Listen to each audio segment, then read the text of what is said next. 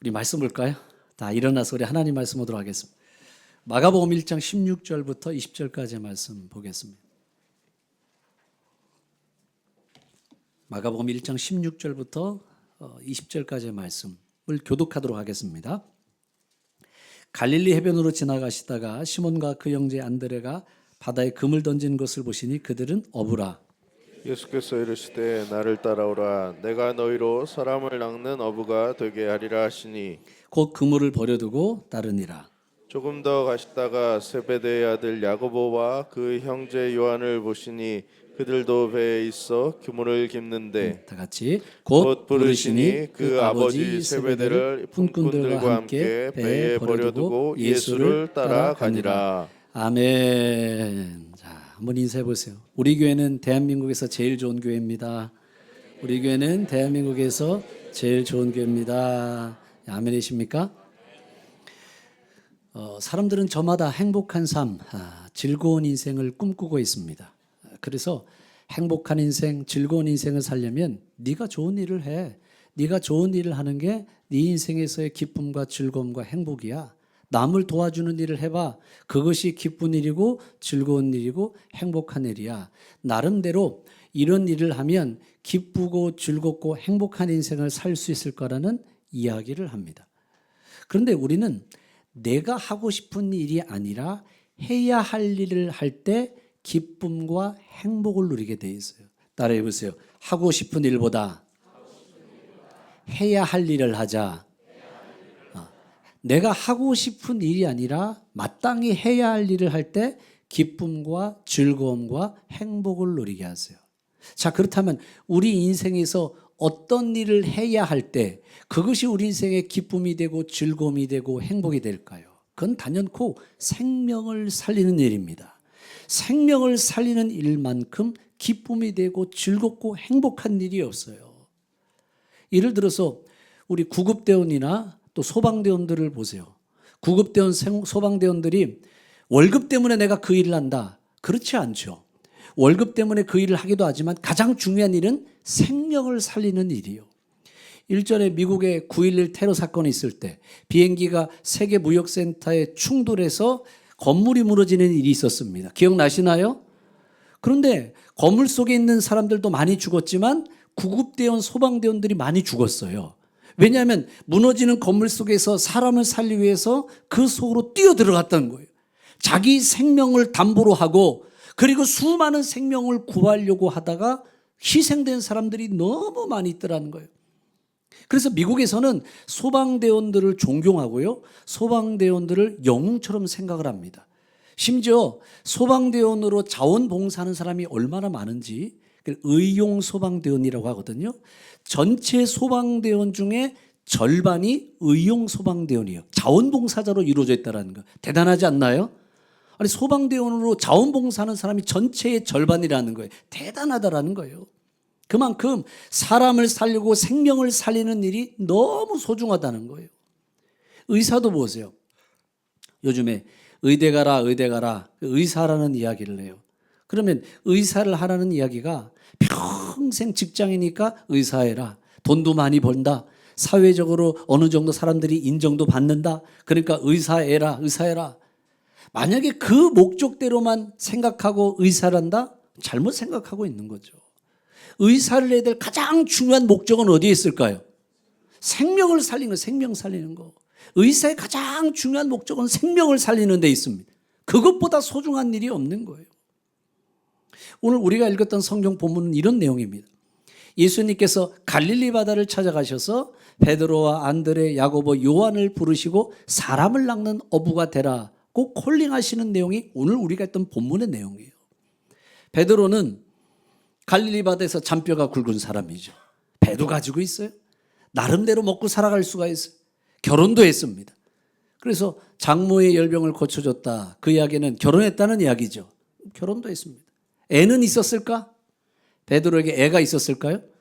뭐 성경에는 안 나와요. 성경에는 나오지 않지만 초대교회의 교부였던 클레멘스의 전승에 의하면 베드로가 결혼을 하고 자녀가 있었다라고 기록하고 있어요.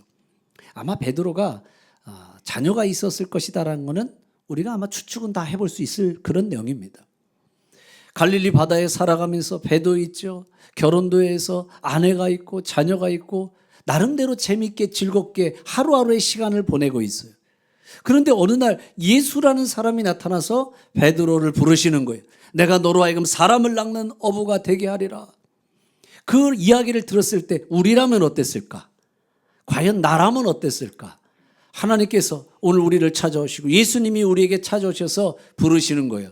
이제부터 넌 사람을 낚는 어부가 되라.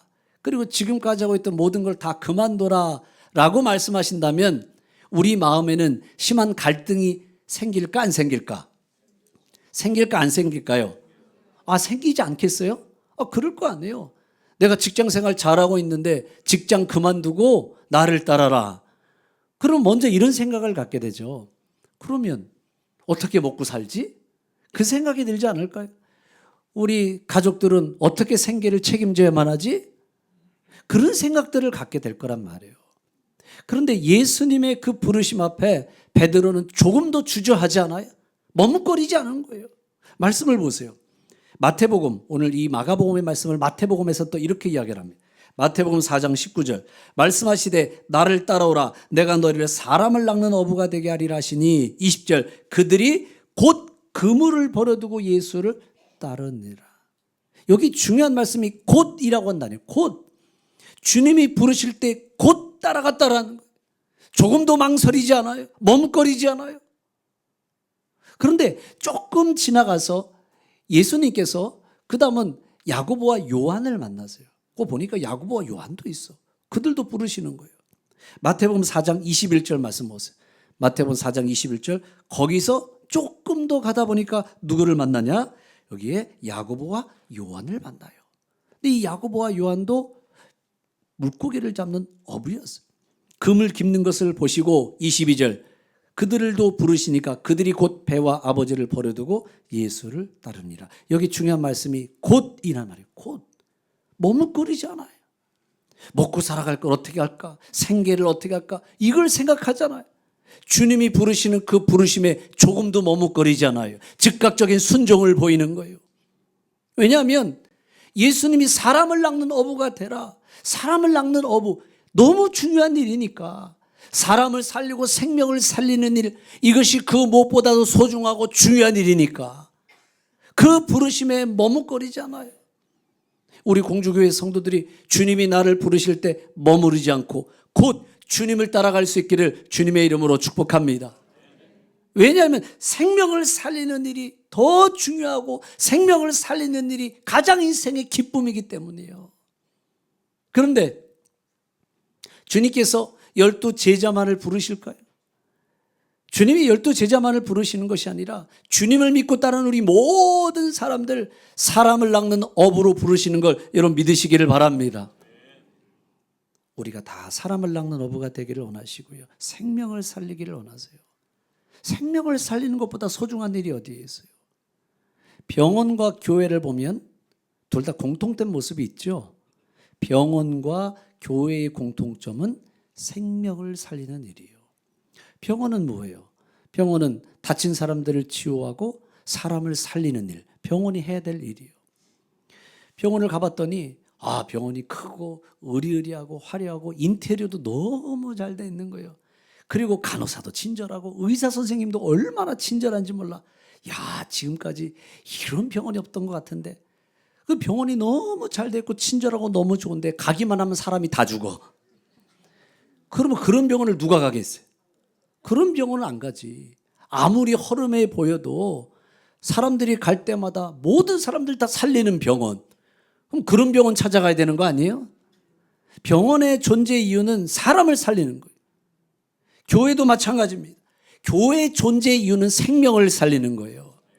죽어가는 사람들을 살리고 아파하는 영혼들을 치유하고 교회의 존재 이유는 생명을 살리는 데 있어요.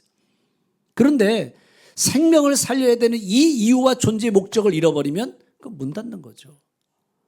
교회가 생명을 살려야 되는데 생명을 살리지 못해요? 그럼 그 교회 문 닫는 거예요. 유럽에 있는 교회들을 보세요. 유럽에 있는 많은 교회들이 다 문을 닫고요. 그리고 그 교회들이 술집으로 바뀌고 관광지로 바뀌고 이슬람 사원으로 바뀌어요. 왜 그런 일이 일어나는 거예요? 생명을 살리지 못하니까. 생명을 살리지 못하는 교회는 전부 다 문 닫게 돼 있어요. 반대로 생명을 살리는 교회는 살아납니다. 아멘이십니까? 생명을 살리는 교회는 살아나고 생명을 살리는 교회는 부흥이 일어나는 걸 믿으시기 바랍니다. 생명을 살려야 돼요. 그러니까 우리 교회를 이야기할 때 우리 교회를 뭐라고 이야기해요? 생명 공동체라고 그랬잖아요. 생명 공동체. 생명을 살려야 되는 거예요.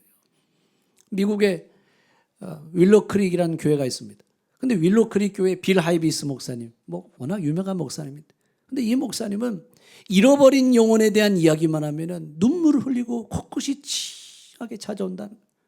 세들백 교회 리 워렌 목사님, 그분은 이런 이야기를 했어요. 우리 교회의 중요한 목적은 잃어버린 영혼을 찾는 것이다. 그렇게 말했어요. 교회의 존재 이유가 뭐냐? 잃어버린 영혼을 찾는 것이다. 미국의 해그먼드 제일 침례교회라고 있어요. 근데 그 목사님이 잭 하이스 목사님. 근데 이 교회는 굉장히 유명한 교회예요. 교회가 크기도 했지만 이 교회 특이한 점 중에 하나가 뭐냐면 이 앞에 방탄 유리가 이렇게 돼 있는 교회.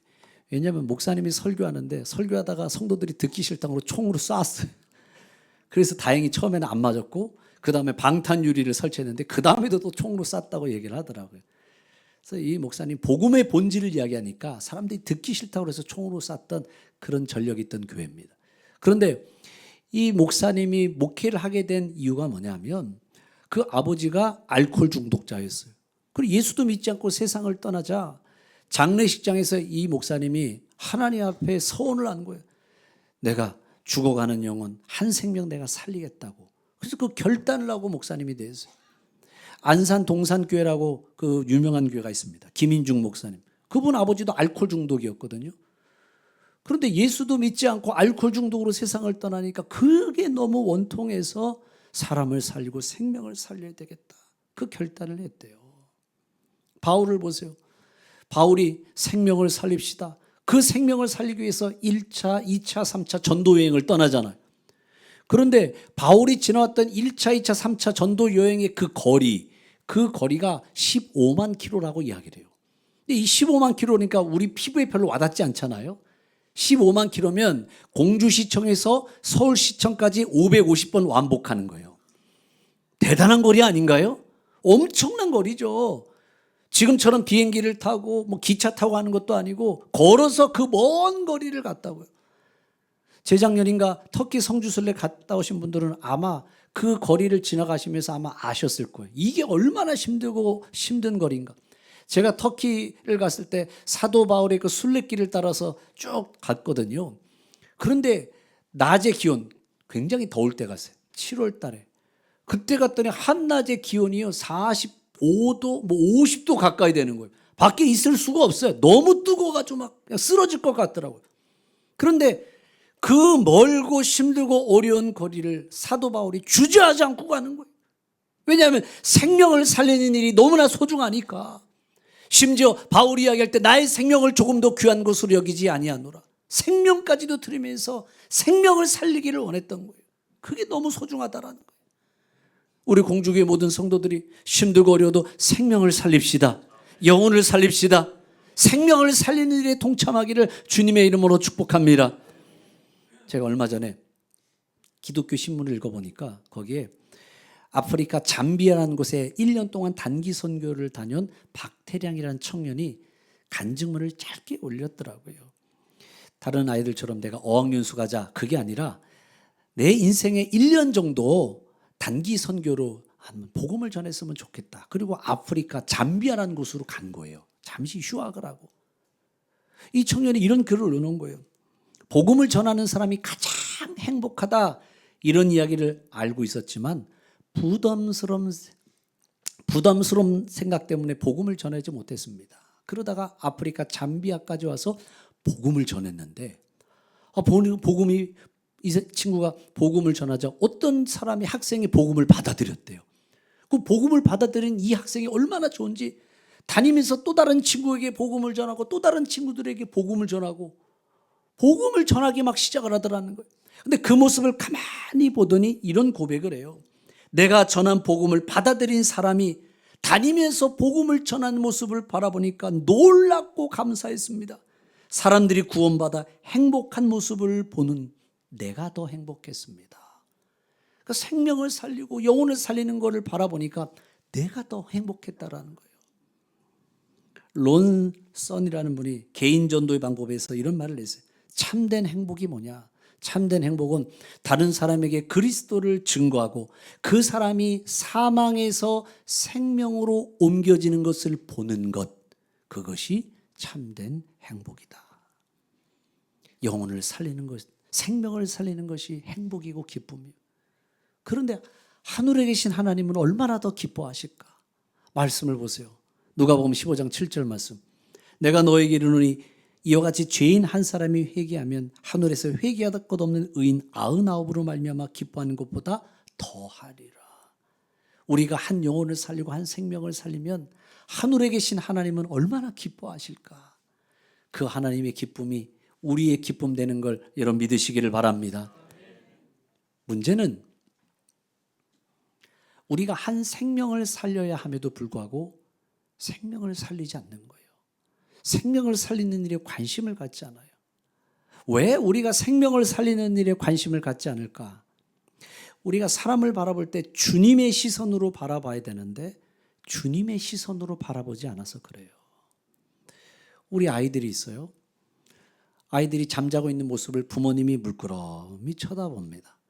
부모님이 우리 아이들을 물끄러미 쳐다볼 때의 마음과 그리고 제3자, 전혀 관련이 없는 사람이 우리 자녀를 바라보는 것과는 큰 차이가 있어요. 잠자고 있는 자녀들을 부모님이 물끄러미 쳐다보고 있으면 두 마음이 들어요. 어떤 마음이 드세요? 잠자는 애들을 이렇게 쳐다보면 무슨 마음이 들어요? 무슨 마음이? 아무 마음도 안 들어요? 네? 아무 감동이 없어요? 무슨 마음이 들어요? 잠자는 아이들을 가만히 쳐다보고 있으면 제게 두 마음이 들어요. 미안한 마음과 고마운 마음이 들어요. 미안한 마음, 고마운 마음. 미안한 마음 뭐냐면 많이 못해줘서 미안하다. 그 마음이 들지 않으세요? 다 원수 같은 마음이 들어요? 이 자식들 그냥 속만 썩이고 그냥 미안한 마음이 들어요. 미안하다. 많이 못해줘서 미안하다. 두 번째 마음은 고마운 마음이에요. 그래도 잘 커져서 고맙다. 미안한 마음, 고마운 마음, 그 두 마음이 다 있죠? 그래요. 그 두 마음이 있어요. 그런데 부모가 아닌 제3자, 남이죠. 남이 우리 자녀들을 바라보면 무슨 마음이 들까? 아무 마음도, 귀여워? 별로 아무 마음이 안 들어요. 아무 생각이 없어. 그냥 그래 잘 자는가 보다. 뭐 그렇게 하고 끝나는 거죠. 우리가 세상의 사람들을 바라볼 때 주님의 마음을 가지고 세상을 쳐다보세요. 주님의 그 시선을 가지고 세상 사람들을 바라보세요. 불쌍한 마음이 들게 돼 있어요. 불쌍한 마음이.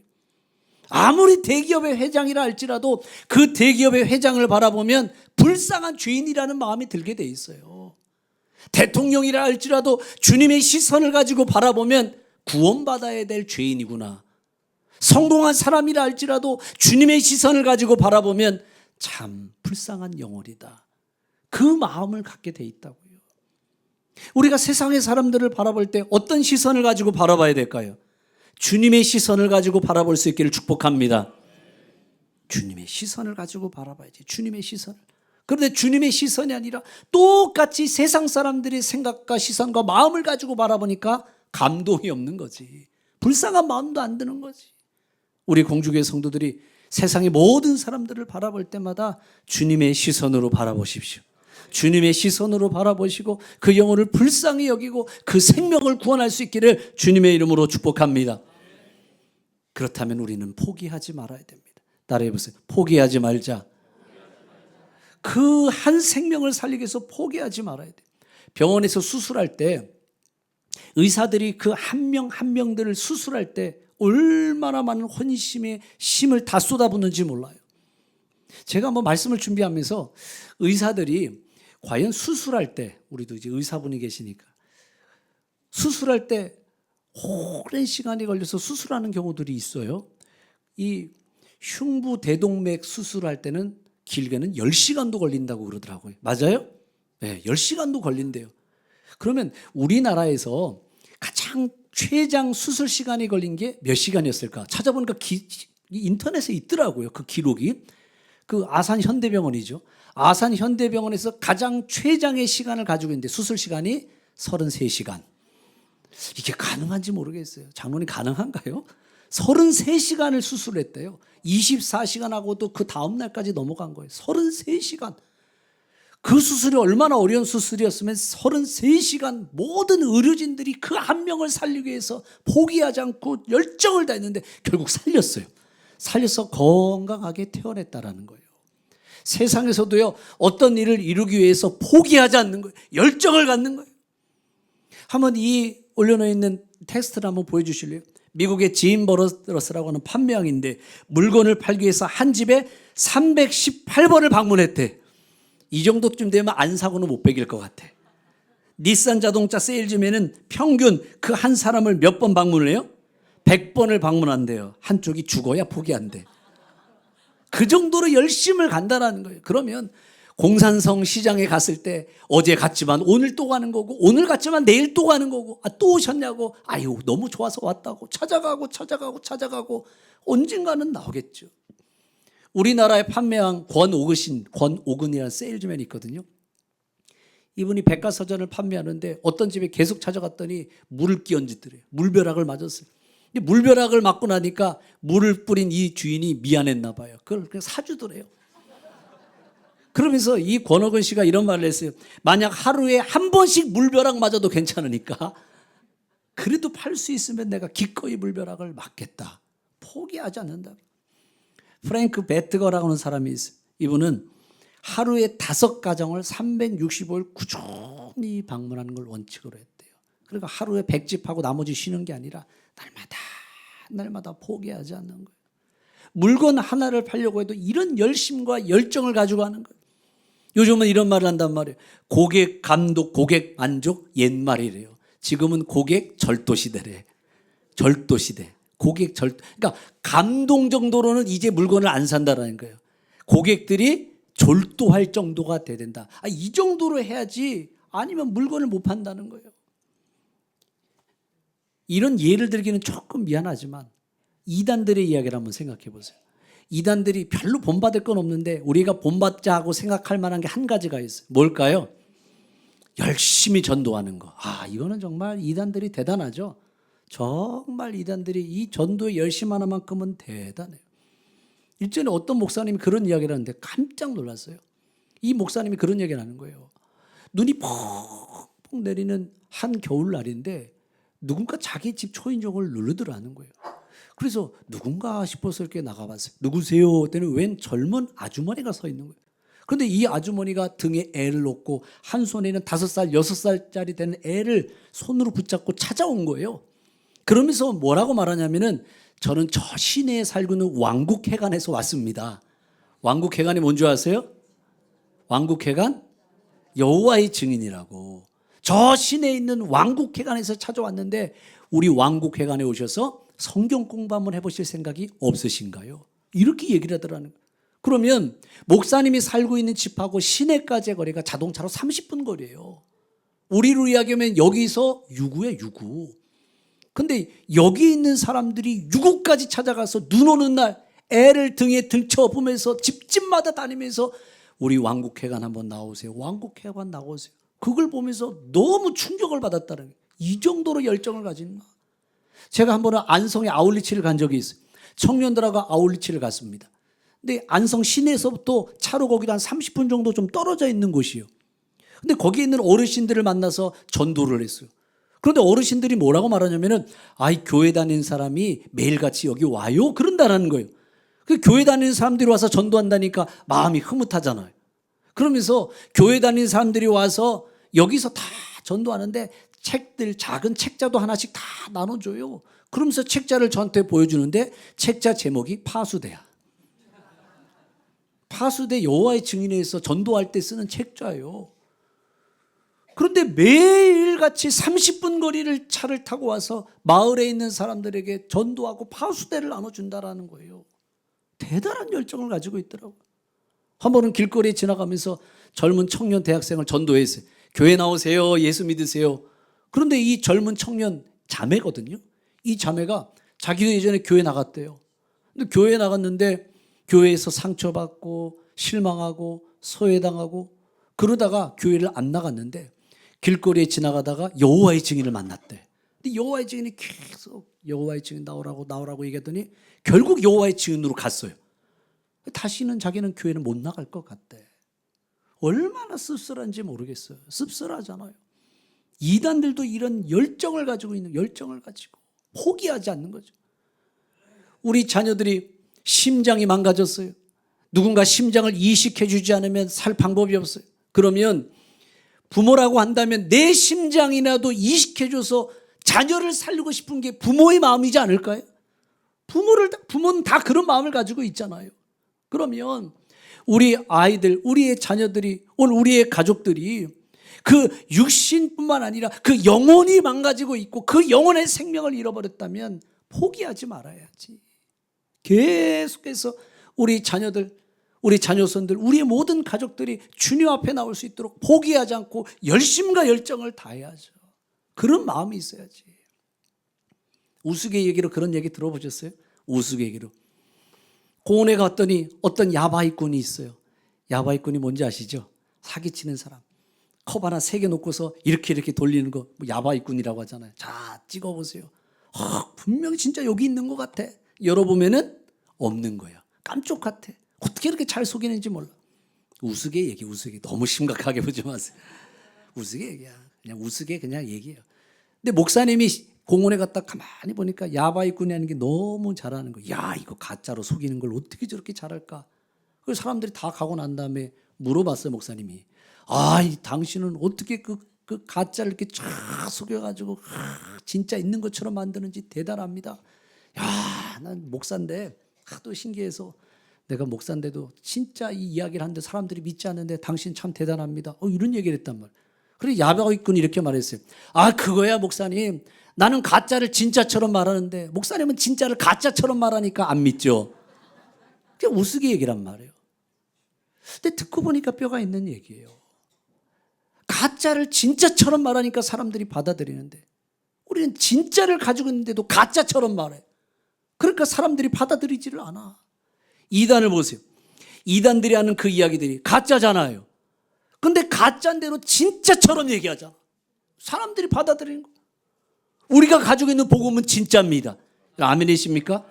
우리가 가지고 있는 복음은 진짜예요. 진짜를 가지고 진짜처럼 전해야 되는데 가짜처럼 전해. 그러니까 사람들이 받아들이지 않아요. 우리가 가지고 있는 이 복음을 여러분 진짜 복음, 이 진짜 복음을 전하십시오. 이 진짜 복음을 통해서 생명을 살리십시오. 사람들이 반응 없음에 실망하지 마세요. 사람들이 반응하지 않아요. 그래도 포기하지 않은 거예요. 포기하지 않으면 때가 이르면 하나님이 거두게 하십니다. 눈물을 뿌리며 씨를 뿌리는 자는 기쁨으로 거두게 하십니다. 하나님이 때가 있어요. 포기하지 않는 거예요. 오래전에 제가 서울역 앞을 지날 때마다 연세가 많이 드신 분이에요. 근데 그분이 전도지를 나눠주며 전도하는 모습을 보게 됐습니다. 근데 저도 이렇게 받아보니까 시중에서 파는 전도지가 아니더라고요. 이분이 손으로 쓰셔서 복사한 전도지더라고요. 근데 그 내용이 이런 내용이었어요. 난 예전에 이런 인생을 살았습니다. 자기 인생을 쭉 쓰셨더라고요. 그러다가 내가 주님 만나게 되고 교회 나가게 되고 내 인생이 이렇게 달라졌습니다. 자기 간증 이야기를 쭉 쓰신 이야기더라고요. 그래서 만나는 사람들마다 예수 믿으셔야 됩니다. 예수 믿으셔야 됩니다. 그리고 그 전도지를 나눠주는 거예요. 근데 지나갈 때마다 그 어르신을 봐요. 그런데 한 번은 그 어르신이 보이질 않는 거예요. 이분이 어디를 아프시나 싶은 생각이 들고 또 그 다음 또 지나가면 또 어르신이 안 보여요. 문득 이런 생각이 들어요. 이 어르신이 연세가 참 많으신 분인데 아마 세상을 떠나셨나 보다. 그런 생각이 들더라고요. 그런 생각이. 이분은 주님이 부르시는 그 순간까지 자기 생명이 다는 그 순간까지 한 생명을 살리기 위해서 몸부림을 치신 거예요. 우리가 걸어 다닐 정도만 돼도 우리는 주님을 전해야 됩니다.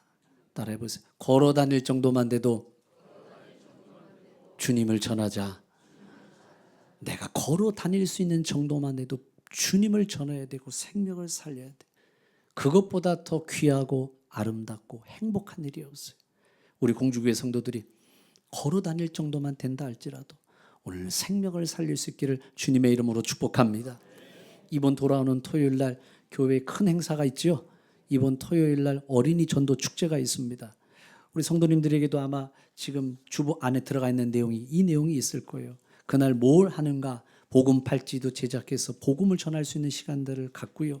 놀이 활동도 다 있습니다. 뒷면에 보면 그날 놀이기구가 뭐뭐 있는지도 적혀 있죠. 놀이기구 하나, 둘, 셋, 넷, 다 8개나 있네. 8개 놀이기구도 있고 또 아이들 먹거리 부스들도 다 준비되어져 있습니다. 우리 성도님들 자녀손들 가운데 이날 다 함께 가자 초청도 하시고 주변에 눈에 보이는 아이들이 있으면 아이들 우리 교회 가자 이야기도 해 주시고 그리고 기도도 많이 해 주셔서 비가 오면 안 되잖아요. 그러니까 비가 오지 않도록 기도해 주시고 아이들 부모님들의 마음이 열려질 수 있도록 기도해 주시고 그리고 우리 성도님들이 관심 가지고 한번 다 오십시오. 다 오실 거예요? 안 오실 거예요? 오실 거예요? 안 오실 거예요? 와요. 다 오세요. 다 오셔서 도대체 우리 교회 큰 잔치를 뭘 하는가 한번 보세요. 입장권은 5,000원입니다. 오셔서 같이 교제하시고 힘도 실어주시고 격려해 주시고 그리고 무엇보다 생명을 살립시다. 여러분 생명을 살립시다. 우리의 사명은 생명을 살리는 데 있습니다. 우리 공주의 모든 성도들이 어린 생명들을 살리고 우리 가족의 생명을 살리고 이 지역의 생명을 살리는 생명 공동체 되기를 주님의 이름으로 축복합니다.